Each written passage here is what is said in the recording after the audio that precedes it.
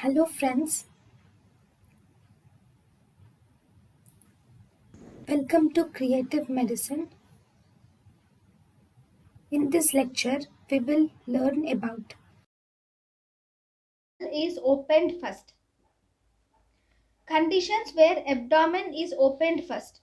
Abdomen is opened first in fetal or newborn autopsy because in fetal and newborn autopsy, because to determine whether the baby is born dead or born live and then killed, to prove that it is a live birth, first abdomen is opened.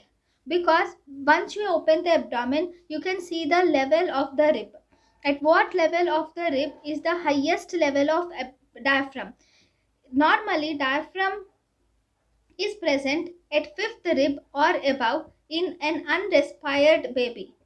If the diaphragm is present at sixth rib or below, it is a respired baby.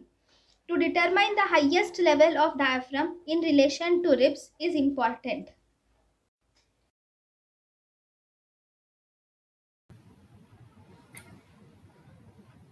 thank you and thank you for watching.